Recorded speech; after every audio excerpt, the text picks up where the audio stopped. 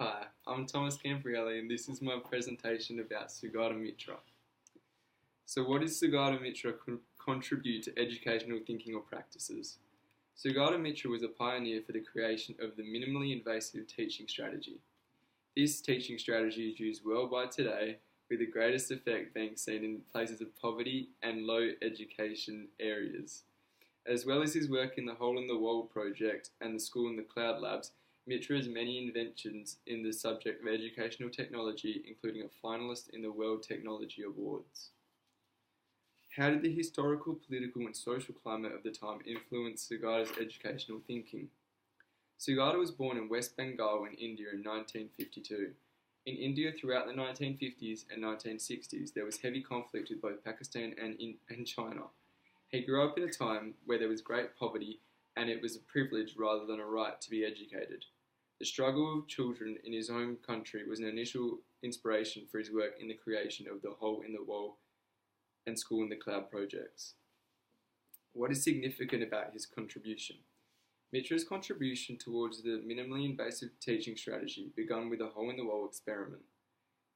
In a short explanation, in this experiment, a hole was carved in a wall in the slums of New Delhi, where a computer was then placed.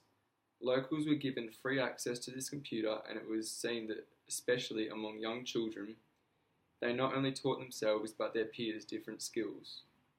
From this, Mitra hypothesized that children can and will educate themselves and their peers without adult interference if they're put in a situation where they're curious and motivated to learn. There are now 30 of these running in India currently. More recently, Mitra has been the founder of the School in the Cloud labs, where Mitra hopes underprivileged children across the globe can connect through the internet and teach themselves and other students across the world when given access to these labs. This contribution is significant in raising the education levels in places where attending school is rare. In what ways is Mitra's work relevant to education in Australia today? Sugata Mitra's work is not used heavily in Australian education and is not seen in the curriculum today. However, any classroom teacher can implement his minimally invasive teaching strategy by allowing children to teach their peers for certain classes with limited teacher intervention. Why is Sugata Mitra significant to me as a future teacher? Mitra's work is focused heavily on underprivileged children. He wants to raise education standards for all, which I believe ethically is possibly the most important thing a teacher can do. Although as a teacher, my job would be to teach, I would be unable to implement some of his minimally invasive teaching strategies.